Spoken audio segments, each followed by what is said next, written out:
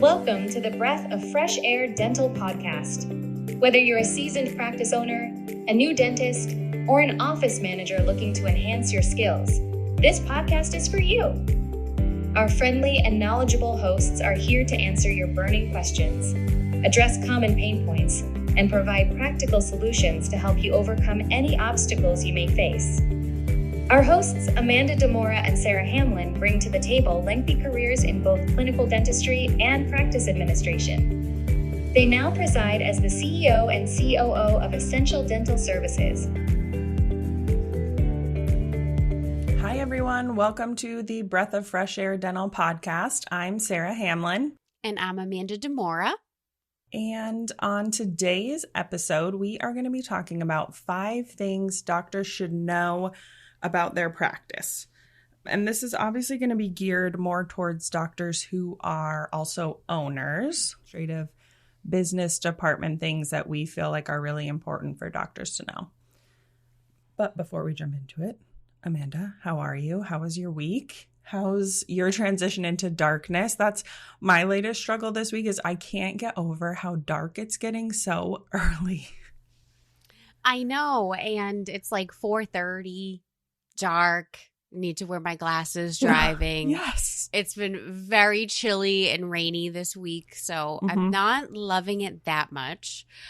Aside from that, though, my week was busy, but good. I got to see some friends coming into town and had some other dental meetings and things this week. So it felt busy, but productive. But I'm looking forward to the weekend for sure. How was yours? Yeah, you can't ask for much better than feeling busy but feeling productive at the same time. I can't stand it when you have those days or those weeks where you felt like you ran around with it like a chicken with your head cut off, but then like didn't actually get anything done. Right, and you still have that to-do list looming for the next week. Yes. My week was good. It was, honestly, I kind of want to knock on wood, but it was pretty low key, and I am totally okay with that. The darkness is really, for some reason this year, it's just really getting to me more than in years past, and I don't know why that is, but honestly, when I'm in my office during the day at the house, I have to turn my lamp back on at like 1:30 or 2 o'clock in the afternoon because it starts to get so dark in here. Really? I'm just like, yes, it's completely outrageous. It's like Alaska. I know. And I mean, this is my 3rd winter here in Washington, and I swear that I did not ever notice it being like that before, but oh man, it's just really getting to me. So anyhow, we only got like 6 more weeks heading into darkness. So we'll touch base on this again in a month when it's really close to as dark as it's going to get. It'll be dark at lunchtime. All right. So today we're diving into 5 things owning doctors should know about their front office and how things are done. I feel as though we work with a variety of doctors, and some are quite hands-on with the goings-on of the front office, and some do not do a thing. They don't know how anything is done, and definitely we've seen some get into sticky situations when something unexpected happens. Your front office manager has to be out of the office unexpectedly for a medical reason or something else, and they have no idea what's what. They don't know how to run payroll. They have no idea how they're getting paid, and it's just a cluster. And it can slow down collections for quite a while. So we thought this would be a good topic today. Yeah. And I think just like Amanda said, even if we don't end up working with the people that we talk to, as them, bringing on our services, we do talk to a lot of offices and a lot of doctors.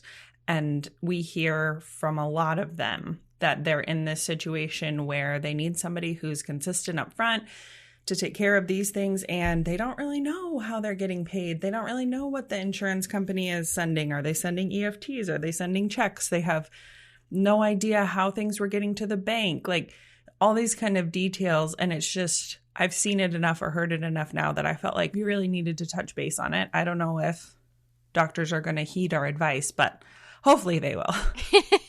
Yes. All right. So Number 1, how is the office getting paid?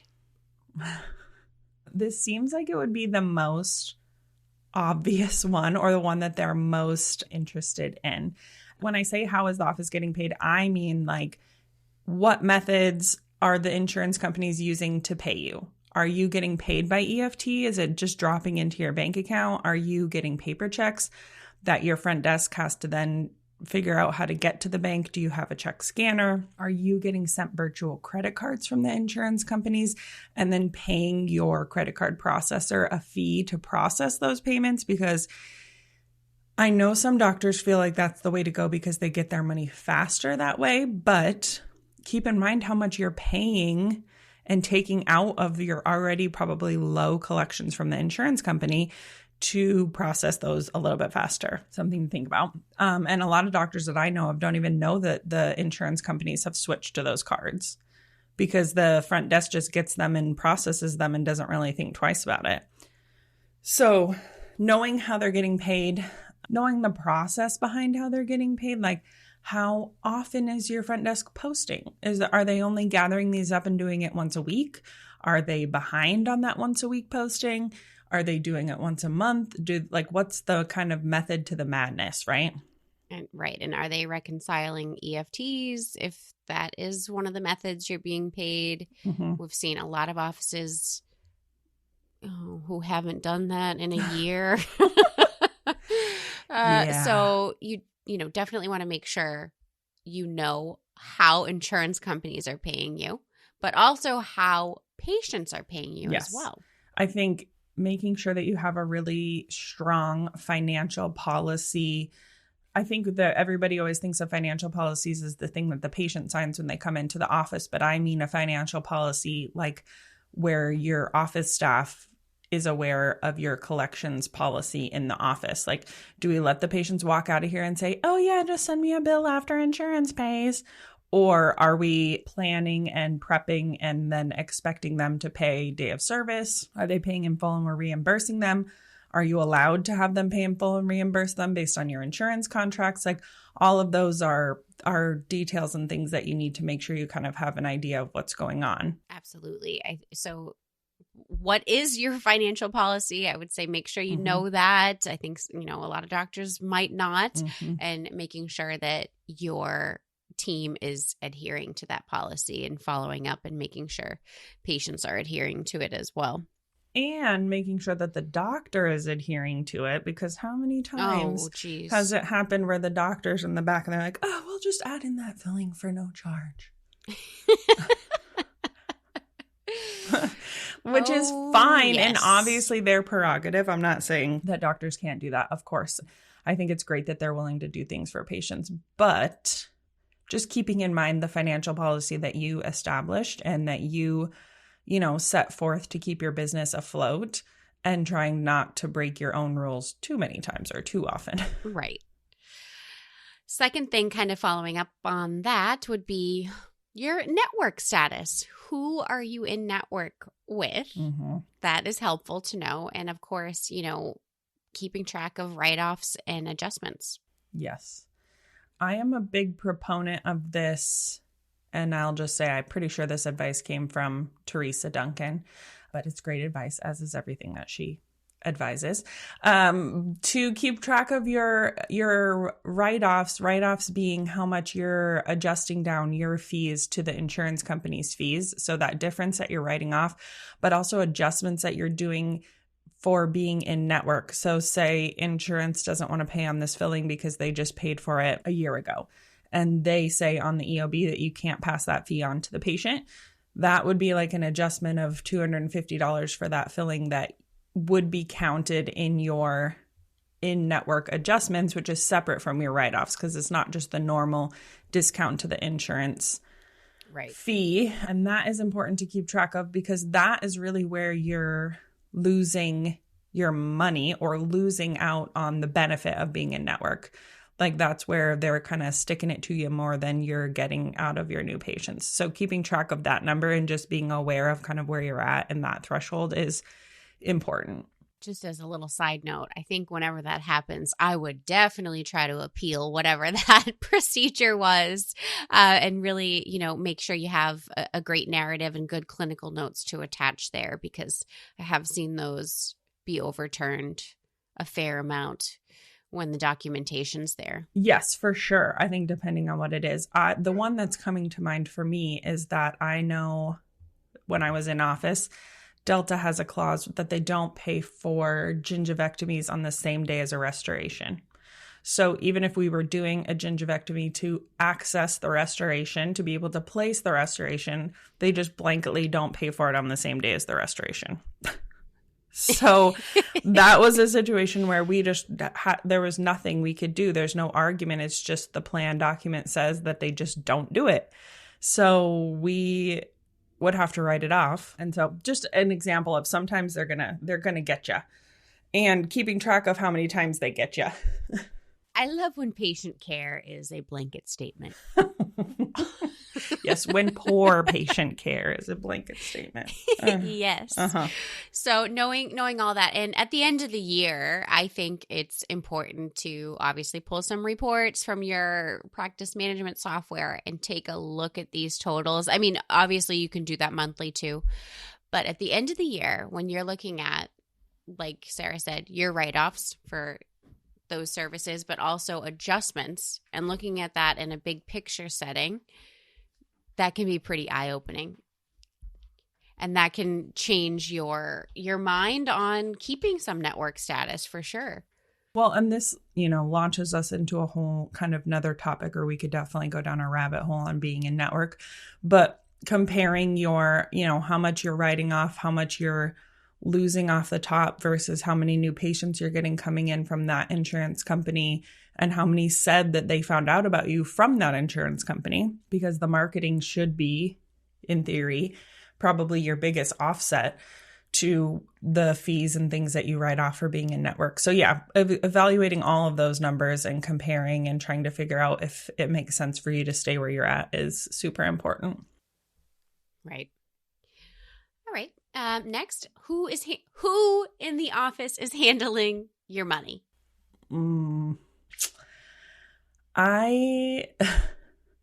This one scares me a little bit, just because, and I hope that it scares the doctors a little bit too when they're kind of hearing this or thinking about it, but it's really important to know the process that your money takes, the route that your money takes to get into your office, how it's getting into your practice management system. And I think that when we say who's handling the money, physically handling it, yes, like if you're dealing with cash too, especially, obviously that's the most easy and has the least barriers to tempting people for embezzlement. But even aside from cash, who's touching the money, as in who's posting payments into accounts, and who is checking for adjustments and write-offs and making income transfers from one account to the other? Like, who has those permissions in your software? Who's doing it regularly? Are you reviewing your reports of write-offs and adjustments that are posted into the software, so you can keep an eye out for anything that's a little wonky? Because that is where things will slip through the cracks, and before you know it, you're being stolen from. Right. And so at my office, I wasn't always the one who was physically posting the checks and the money, but it always came to my desk at the end of the day, and I would double check, reconcile. Of course, we were tracking all credit card payments that came in and insurance checks and personal checks and cash, reconciling that against the practice management software. And I was also keeping track of it on an Excel spreadsheet that was sent to the accountant.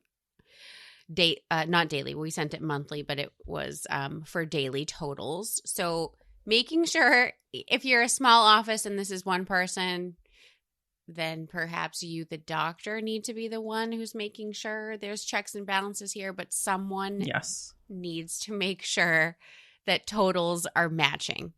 Mm-hmm. Yep. Double checking the checks. And that's how I did it when I was in office too. It was like we had one person posting the insurance payments, one person posting the personal payments, and then even a third person, just because of the way our office was set up, is the one that reconciled everything. So in that case, there's kind of like three sets of eyes on things, three people who know what things are being done and where they're being posted. And I think the other important thing about this too is to have a bookkeeper or accountant or CPA that, one, you trust, and two, who preferably knows dental, so that they can poke around in your software and run their own reports and kind of keep their own eye on things. Because having that outside set of eyes that isn't in the office, that doesn't hear, Judy in her chair next to you saying, oh, this is how we do it because this is how we've always done it. Like, nope, having an outside set of eyes to look at things and know, no, that's not how we've always done it. And oops, we should be doing that differently. That's key too, to protecting yourself and protecting your practice. Home the point of having an accountant bookkeeper more than I already do, but they were so instrumental in my practice running smoothly, and they kept track of, tax laws, filings, legislation. I mean, they were just on top of all of that stuff, in addition to our monthly bookkeeping and sending us over our profit and loss with all of our KPIs on there. So in addition to an accountant, I really recommend a monthly bookkeeper too, who's preferably the same person, because I don't know how offices are doing it themselves. I do see a lot of startups and doctors say, oh, no, I do my own bookkeeping. And I'm like, I mean, I think this kind of, ties into the whole topic perfectly. But for most doctors, I think you're not trained in business or in accounting or in bookkeeping in dental school. And nor really, I don't want to say nor should you be. But you shouldn't have to be a jack of all trades because you went to dental school. So like Sarah said, finding someone whom you trust and who's really skilled, because I've actually come across some clients who their accountant bookkeeper is not. And if I am looking over something and saying, this looks really wrong, then that's a problem. So yeah. And, knowing your limits and just realizing too, like, I know that the cost of these things can be a real barrier for doctors, especially when they're first starting out. Like, I don't want to pay an accountant to this much money to do XYZ when I can do it myself at home before bed. Yeah. And it's like, you just have to kind of take a step back to say, okay, but isn't the accuracy and the, peace of mind of knowing that things are going to be done well and done right and done above board and all of that is definitely going to be worth the cost. Right. And it's just so much easier to have things done monthly for you. So at the end of the year, it's not this scramble. So, okay, I will get off my tangent about having an accountant. Yes. All right. Number 4, how to run basic reports.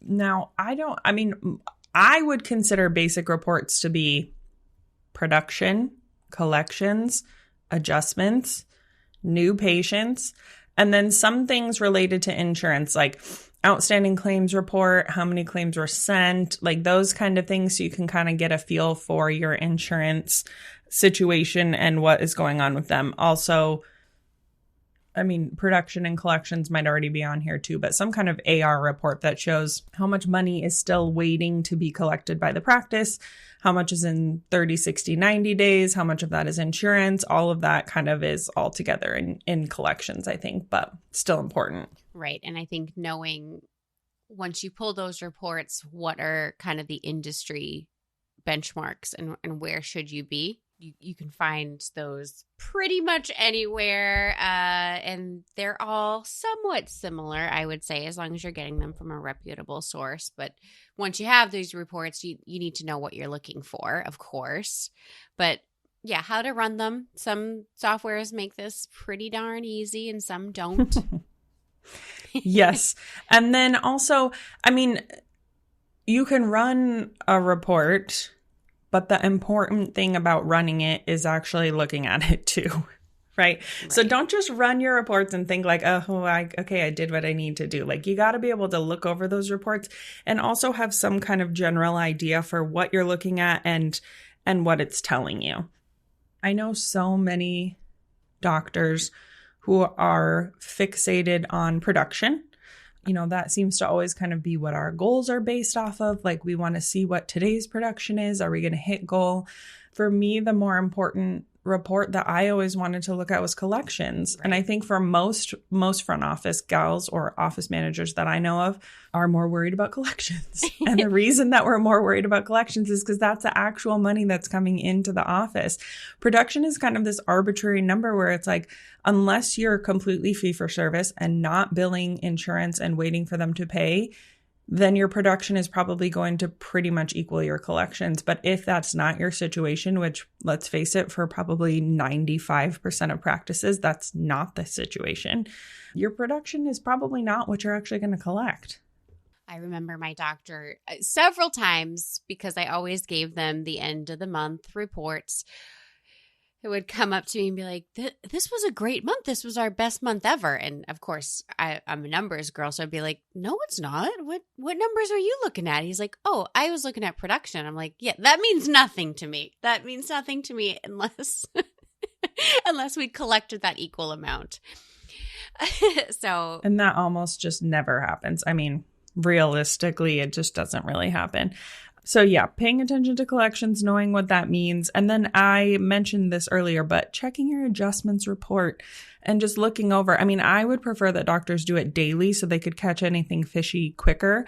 But if you're not going to do it daily, then definitely do it monthly and just look over the adjustments report, check out those patient names. If it's somebody that you're like, hey, I happen to know that this person has really good insurance. Why are we doing a $500 adjustment for them? Or keeping an eye out for fishy things, but also keeping an eye out for any like customer service concerns too.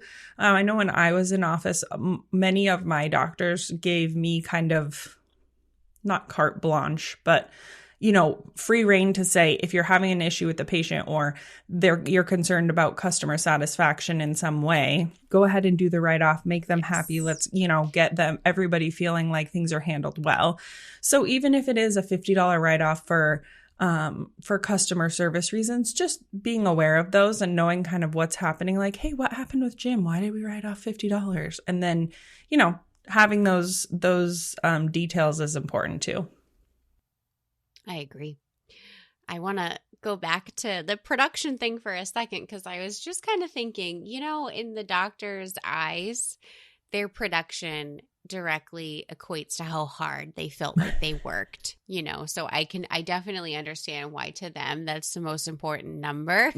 Yeah. But again, doesn't mean much unless that's going in your pocket as well. So yes, at the very least, at least pay attention to your net production, right? At least be taking your insurance write-offs or adjustments for your fee schedules into account when you're focusing on production, because your net production will actually probably be a little bit closer to what you'll collect, right. Hopefully. Yes.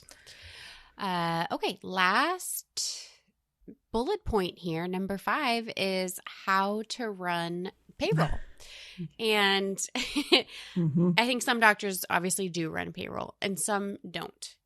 And what I did was I had a spreadsheet of every login that I had for the business side of things. So literally the electric company, payroll, whatever else it might have been, and, username and password so that the doctors could get in there whenever or if they wanted to. I don't think they ever did. Yeah. But I wanted to make sure I was lending a lot of transparency there. So knowing how to run payroll, it is pretty darn straightforward if you're using a great service. ADP is great, Gusto is great, but you should definitely sit alongside whoever is running it. Just once or twice and have them show you how this is done. Mm-hmm. And most of these companies, too, have great customer service for the most part. Yep. Yeah. And I think, yes, how it's done, how to run payroll, but also how do you add a new employee? How do you delete an employee? How do you cancel their 401k? How do you add them to your office medical insurance? Just general HR stuff as well. Because I think in a lot of practices, the office manager kind of takes on that role of HR professional as well. And the doctor probably knew how to do those things at one point, or was probably trained like maybe when they started with the payroll software, but just making sure that you're kind of up on it in case anything happens. I mean, this just happened in my practice that I was just in. One of our staff members fell down the stairs. I know she won't mind me telling this story, but she fell down the stairs randomly on a Sunday and broke her ankle. And then she was, unexpectedly out of the office for several weeks. And like, even if you have a great relationship with your office manager, even if things are on great terms and you're not worried about them leaving, things happen. You just never know what could happen. And you have to be at least in a position to generally be able to step in and help your office if something like that does happen. Following up on that, I think with payroll, also knowing how people are keeping track of their hours. I think a lot of offices are using various systems for employees to clock in and clock out and then be kind of imported into payroll. So some payroll systems have their own app where employees can clock in and clock out of, and offices use that. Some it's a third party and they're imported. So knowing where those are coming from and how your employees are getting paid. Is it hourly? Definitely with hygiene, that's a big thing. It can be commission based, it can be a day rate, it can be hourly, all those different nuances. So know that as well.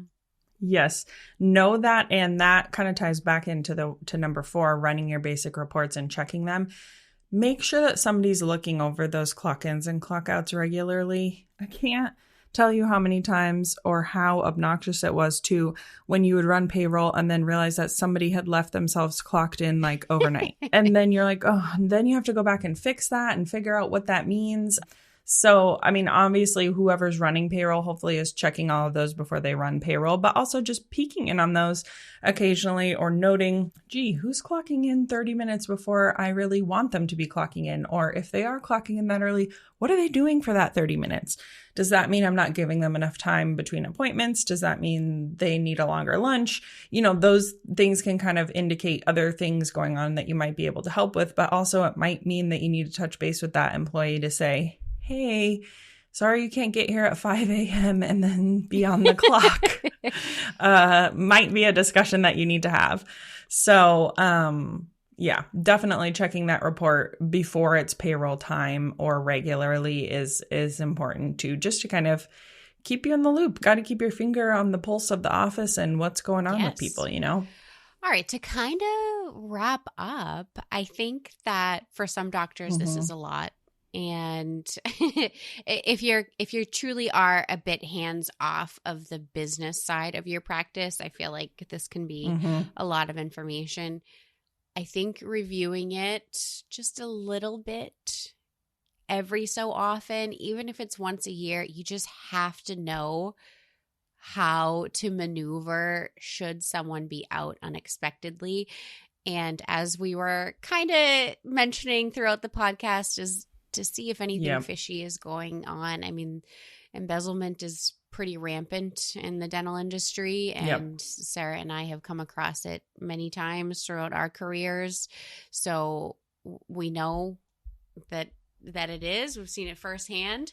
So just taking a peek at these things doesn't have to be every single week, but you definitely should have some bare bones knowledge of all of these items. Yep. For sure. I think your business is going to thank you in the long run. You're going to thank your past self for getting on top of these things. And honestly, your staff in your office are probably going to thank you a little bit too, because having a doctor who's a little bit involved or knows a little bit about what's going on up front is an important part, I think, of having a well-run office and an office that feels supported, and like your staff can come to you and say, hey, I noticed that this is going on or whatever, and have you say, okay, yeah, I know what that means. I know what those numbers mean. I know what these words mean, and, have good advice or guidance for how they want things to be run. That's all a really important part of it too.